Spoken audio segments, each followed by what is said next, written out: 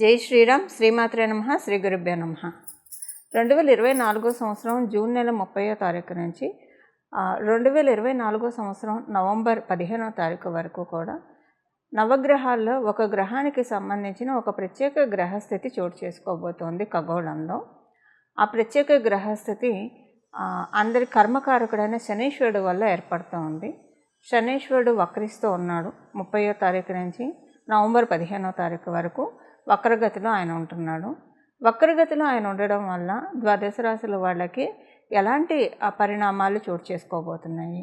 శుభ పరిణామాలు చోటు చేసుకోబోతున్నాయా, లేదా ఏదైనా విషయంలో జాగ్రత్తలు సూచిస్తుందా? ఇలాంటి తదితర విషయాలన్నీ కూడా ఒక మేజర్ ప్లానెట్స్ని మనం కన్సిడరేషన్లో తీసుకుంటాం. ఇప్పుడు శనీశ్వరుడు కానివ్వండి, గురుదేవుడు కానివ్వండి, రాహుకేతు దేవుళ్ళు కానివ్వండి, వీళ్ళు నలుగురు ఏదన్నా ప్రత్యేక గ్రహస్థితి అంటే ఇప్పుడు శనీశ్వరుడు గురు భగవానుడు వక్రంలోకి వెళ్ళిన రాశులు మారిన రాహు శనికేతులు వీళ్ళిద్దరూ రాశులు మారినా కూడా డెఫినెట్గా అదొక ప్రత్యేక ఇంపాక్ట్ ద్వాదశ రాశుల వాళ్ళకి, ద్వాదశ లగ్నాల వాళ్ళకి కూడా ఉంటుంది. అసలు ఆ ఇంపాక్ట్ ఏ విధంగా ఉండబోతుంది అన్న విషయాన్ని మనం చూద్దాము. ద్వాదశ రాశుల వాళ్ళకి అసలు శనీశ్వరుడు వక్రగతిలో ఉంటూ ఏ విధమైన స్పెషల్ సిగ్నిఫికెన్స్ని సూచిస్తున్నాడు, ఈ విషయాన్ని ముందు మనం ఒక్కసారి చూద్దాము. కుంభరాశిలో ఉండి స్వస్థానగతుడైన శనీశ్వరుడు వక్రగతిలోకి వెళ్తూ ఉన్నాడు. ఈ వక్రగతి ఆయనకి అంటే ఈ 2.5 సంవత్సరాలు, ఆయన ఒక్కొక్క రాశిలో 2.5 సంవత్సరాలు ఉంటారు, ఇది మనందరికీ తెలిసిందే. 2.5 సంవత్సరాల్లో ఆయన ఇవ్వాల్సినవి ఏదన్నా గుడ్ కర్మాస్ కానీ బ్యాడ్ కర్మాస్ కానీ జనరల్గా అయితే జన్మజాతకంలో ఏదైనా గ్రహం వక్రించి ఉంది అంటే పాస్ట్ లైఫ్లో ఏదైనా ఒక పని సగంలో ఆపేసామని కానివ్వండి, ఏదైనా ఒక డిజైర్ అన్ఫుల్ఫిల్డ్ డిజైర్స్ ఏమన్నా ఉన్నా కూడా ఆ గ్రహం వక్రగతిలోకి వెళ్తుంది. ఇది మనకి పరాశర సంహితలో ఉంది. అయితే గోచారంలో మరి వక్రగతిలోకి వెళ్తున్నప్పుడు ఇది వర్తమానం కదా, మరి అంటే భవిష్యత్తు కాలం కదా, వర్తమానం మనకి జరగబోయేది కదా. సో ఇందులో శనీశ్వరుడు వక్రగతిలోకి వెళ్తూ ఏ రకమైన ఇండికేషన్స్ని ద్వాదశ రాశుల వాళ్ళకి ఇస్తున్నారు? ఆయన ఎవరికైనా ఇప్పుడు కొన్ని రాశుల వాళ్ళకి ఆయన ప్రతికూలంగా ఉంటాడు, కొన్ని లగ్నాల వాళ్ళకి ఆయన ప్రతికూలంగా ఉంటాడు. ఆయన సవ్యగతిలో ఉన్నప్పుడు ఆ రాశులు ఆ లగ్నాల వాళ్ళకి ఆయన కొన్ని మహాదశలు జరుగుతున్న వాళ్ళకి కూడా ఆయన కొన్ని ప్రతికూల పరిస్థితులను ఇస్తూ ఉంటాడు. అలా ఇచ్చే పరిస్థితుల్లో ఆయన కొన్ని మంచి చేయడానికి ఆయన వెనక్కి రావడం జరుగుతుంది. ఎవరు ఆ రాశుల వాళ్ళు, ఆ లగ్నాల వాళ్ళు అంటే మేషరాశి వాళ్ళకి, అలాగే వృశ్చిక రాశి వాళ్ళకి. వృశ్చిక రాశుల్లో పుట్టిన, వృశ్చిక లగ్నాల్లో పుట్టిన, ప్రత్యేకించి శనీశ్వరుడు గోచారంలో కొన్నిసార్లు సవ్యగతిలో ఉంటే వాళ్ళకి ఎప్పుడైనా విపరీతమైన ఫలితాలు వస్తాయి. అంటే మళ్ళీ దేన్ని కూడా జడ్జిమెంటల్గా చెప్పకూడదు. మీ జన్మజాతకంలో శనీశ్వరుడు బలం బాగా ఉంటే ఈ పాయింట్ చాలా వరకు నెగేట్ అయిపోతుంది. శనీశ్వరుడు బలం అంటే వృశ్చిక రాశుల్లో వృశ్చిక లగ్నాల్లో పుట్టిన వాళ్ళకి శనీశ్వరుడు బలం ఉంటే పర్వాలేదు, ఆయన సవ్యగతిలో ఉన్న ఇబ్బంది పెట్టాడు. ఆయన అపసవ్య మార్గంలో వెళ్తున్నప్పుడు, రెట్రోగ్రేడ్లో ఉన్నప్పుడు ఇంకా మంచి ఫలితాన్ని ఇస్తాడు. కుజమహాదశ ఎవరికైనా, ఇప్పుడు మంగళ దశ ఎవరికైనా జరుగుతూ ఉందనుకోండి, వాళ్ళకి కూడా సవ్యదశలో ఉన్నప్పుడు ఆయన సవ్యంగా సంచారం చేస్తున్నప్పుడు ఓకే, ఆయన మీ జన్మజాతకంలో శనీశ్వరుడు బలం ఉంటే ఇబ్బంది పెట్టడు, అలాగని పూర్తిగా మంచి కూడా చేయడు. కానీ వక్రగతిలో వెళ్ళేప్పుడు మీకు ఒకవేళ మంగళ దశ జరుగుతూ ఉందనుకోండి, చాలా మంచి ఫలితాన్ని, శుభ ఫలితాన్ని ఇస్తాడు ఆయన. సో ఇప్పుడు ఇంకొక చిన్న క్యాలిక్యులేషన్ చెప్పాలి ఇక్కడ మీకు. మీరు పుట్టినప్పుడు కనుక మీకు జన్మ శనిలో పుట్టిన, లేదా ఏలినాటి శనిలో పుట్టిన, అష్టమ శనిలో పుట్టిన, అర్ధాష్టమ శనిలో పుట్టినా కూడా ఈ ట్రాన్సిట్ మంచి చేస్తుంది. అంటే ఆయన ఇప్పుడు అష్టమ శని, అర్ధాష్టమ శని, ఏలినాటి శని మంచి రిజల్ట్స్ ఇస్తుంది. ఆయన వక్రగతిలోకి వెళ్ళినప్పుడు ఇంకా మంచి రిజల్ట్స్ ఇస్తుంది. అదే మీరు వృశ్చిక రాశి లగ్నాల్లో పుట్టి ప్రత్యేకించి వృశ్చిక రాశి వాళ్ళకి ఇప్పుడు అర్ధాష్టమ శని జరుగుతూ ఉంది. ఈ వక్రంలో వెళ్ళండి, ఈ పర్టికులర్ పీరియడ్ మీకు చాలా మంచి జరుగుతుంది. ఏదైనా పనులు పెండింగ్ ఉండి అవ్వకపోతే అవన్నీ జరుగుతాయి. అవన్నీ నేను రాశుల వారీగా చెప్తాను, బట్ జనరల్గా అవుట్లుక్ ఇస్తున్నాను. ఇదొకటి ఉంటుంది. సెకండ్, మీరు అసలు ఎలా తెలుసుకోవాలి మీరు పుట్టింది గోచారం, మీరు పుట్టినప్పుడు అష్టమ శనిలో పుట్టారా, అర్ధాష్టమ శనిలో పుట్టారా, ఏలినాటి శనిలో పుట్టారా?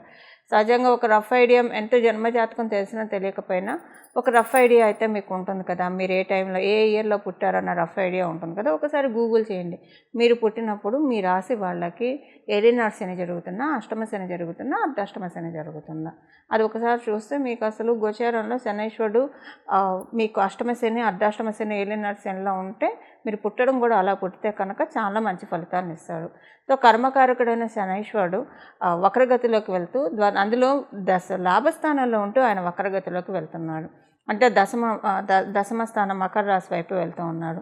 లాభస్థానంలో ఉంటూ కర్మస్థానం వైపు, దశమ స్థానం అంటే కర్మస్థానం వైపు ఆయన వక్రగతిలోకి వెళ్ళడం ఇప్పుడు ఒక్కొక్కళ్ళకి విడివిడిగా మీ రాశి వాళ్ళకి ఎలాంటి ఇంపాక్ట్ చూపించబోతుంది అన్న విషయాన్ని మనం ఒక్కసారి తెలుసుకుందాం. లాభస్థానంలో ఉంటూ వక్రం అంటే ఆయన 10వ స్థానంలోకి వెళ్తున్నారు.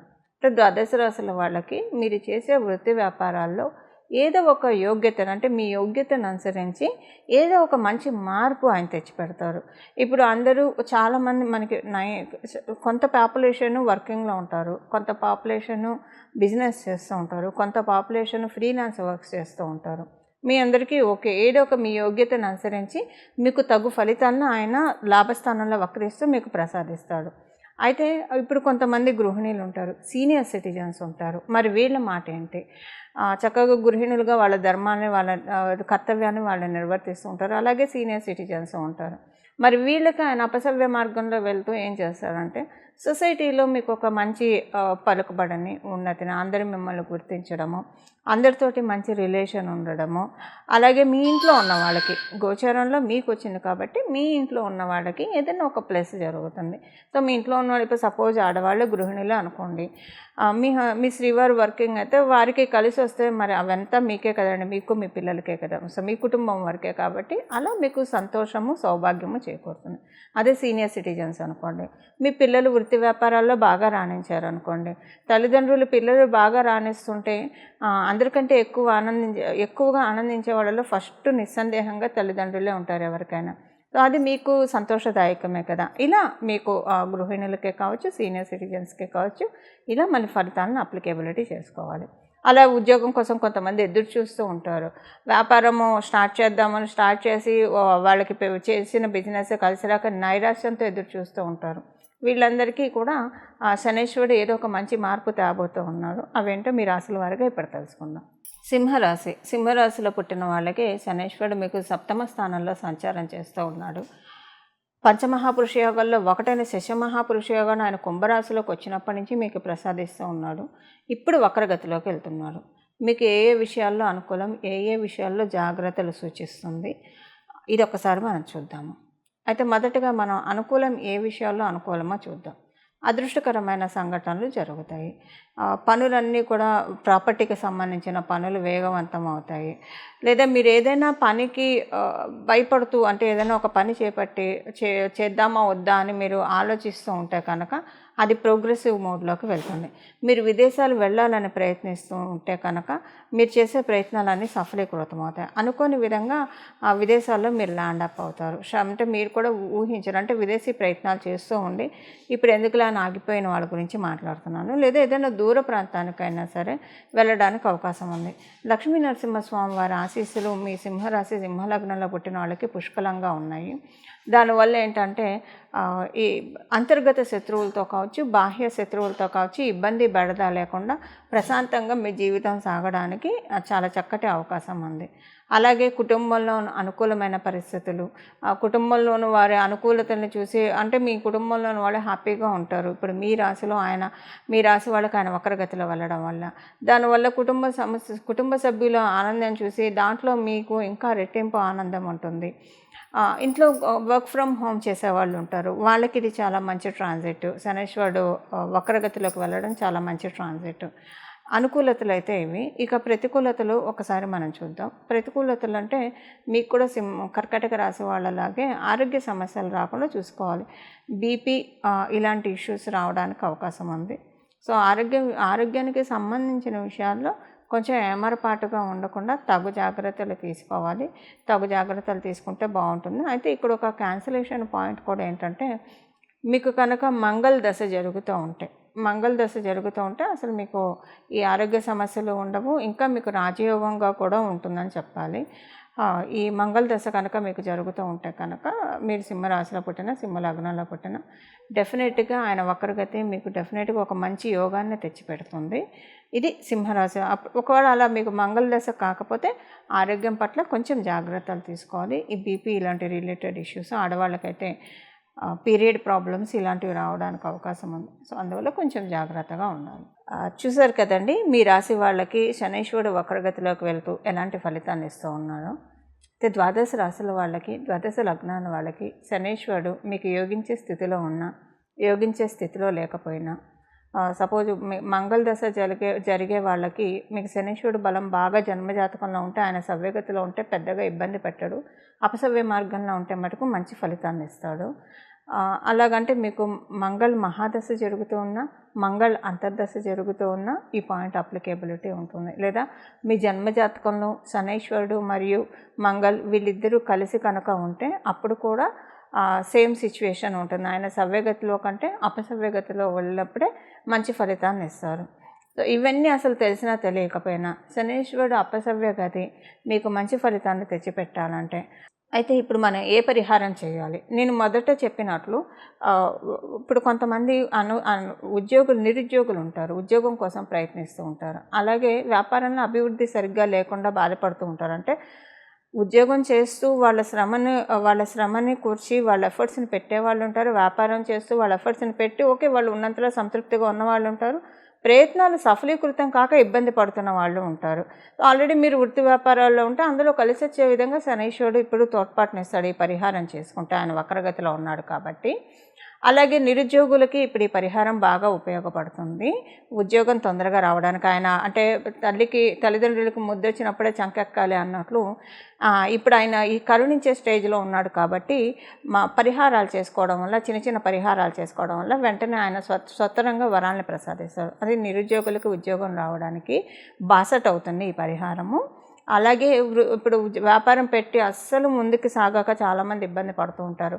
ల్యాండ్ సేల్కి పెట్టి ముందుకు సాగాక ఇబ్బంది పడుతూ ఉంటారు. ఏదైనా భూమి కొనాలి, కొంతమంది డబ్బులు కట్టేసి ఉంటారు కానీ ఆ ప్రాపర్టీ కన్స్ట్రక్షన్ మటుకు పూర్తిగా కాదు, అలా ఇబ్బంది పడేవాళ్ళు ఉంటారు. స్థలం లేదా ఇల్లు కొనుక్కోలేక ఇబ్బంది పడుతూ ఉన్నవాళ్ళు, అంటే ఈ ప్రయత్నాల్లో ఉన్న వాళ్ళ వరకు మాత్రమే ఈ ప్రయత్నాల్లో ఉన్నవాళ్ళు ఈ పరిహారం చేసుకోవడం వల్ల వాళ్ళకి కూడా అవన్నీ సఫలీకృతం అవుతాయి. ఇప్పుడు మనం పరిహారానికి వెళ్దాము. ఈ పరిహారం ద్వాదశ రాశుల వాళ్ళకి, ద్వాదశ లగ్నాల వాళ్ళకి కలిపి అందరికీ కలిపి ఒకటే పరిహారం ఉంటుంది.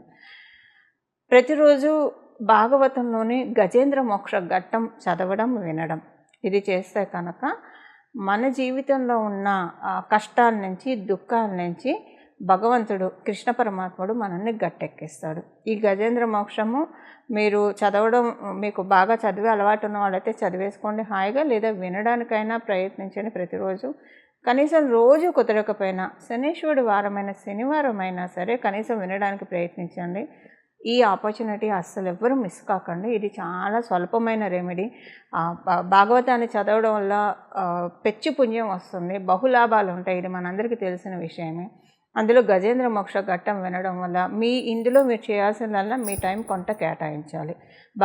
మనకు అసలు భగవంతుడు సమయాన్ని ఇచ్చింది, ఈ జీవితాన్ని ఇచ్చిందే భగవంతుడు. మన పనులు మనం చేసుకుంటే నిత్య దైనందిన జీవితంలో మన బ్రతికి, మన ఆహారానికి, మన జీవించడానికి కావాల్సినంత సంపాదించుకుంటూ రిమైనింగ్ టైం అంతా భగవంతుడి ధ్యానంలో గడపడానికే మనకి సమయం ఉన్నది. సమయాన్ని జాగ్రత్తగా యూటిలైజ్ చేసుకునే శనీశ్వరుడు డిసిప్లిన్ సూచిస్తాడు. సో ఎవరైతే టైం వేస్ట్ చేయకుండా ఉత్తగా అంటే వ్యర్థ ప్రసంగాలతోటి లేదా చిట్ చాట్ తోటి ఇలా కాకుండా ప్రొడక్టివ్గా టైంని ఉపయోగించుకోవడానికి ప్రయత్నించండి. ప్రొడక్టివ్గా టైం ఉపయోగించుకోవడానికి ప్రయత్నించే వాళ్ళంటే శనీశ్వరుడికి బహుప్రీతులు అవుతారు. వాళ్ళని ఆయన ఇబ్బంది పెట్టాడు, ఎందుకంటే ఆయన క్రమశిక్షణని సూచిస్తాడు కాబట్టి. సో మీ టైం మీరు ఎంత క్వాలిటీగా, ఎంత ప్రొడక్టివ్గా యూజ్ చేసుకుంటున్నారో ఇది ఒక చెక్ పెట్టుకోండి. తర్వాత గజేంద్ర మోక్షం వినడానికి ప్రయత్నించండి ప్రతిరోజు కూడా. ఇలా గజేంద్ర మోక్షాన్ని వినడం వలన మీకు అంటే ఏ విషయంలో అయితే నలిగిపోతూ ఉన్నారో ఆ విషయం నుంచి బయటకు వచ్చేస్తారు. అందులో ఇప్పుడు ఆయన కుంభరాశిలో ఉండి వక్రగతిలోకి వెళ్తున్నాడు.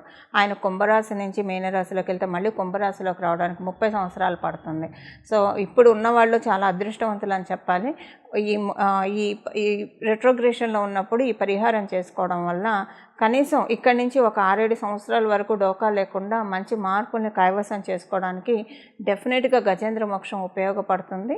ఇలా గజేంద్ర మోక్షాన్ని మీరు ప్రతిరోజు చదవడం వినడం, రోజు కుదరని వాళ్ళు కనీసం శనివారం పూట వినడానికైతే వితౌట్ ఎనీ ఫెయిల్ ప్రయత్నించండి. ఆ పెరుమాళ్ళ ఆశీస్సులు మీరు అందరూ అందుకుంటారని చెప్పి, తద్వారా అందుకుంటారని చెప్పి, అందుకోవాలని చెప్పి నేను కూడా ప్రార్థిస్తూ, మీ అందరి తరఫున వాసుదేవుని ప్రార్థిస్తూ మంగళం. నమో భగవతే వాసుదేవాయ.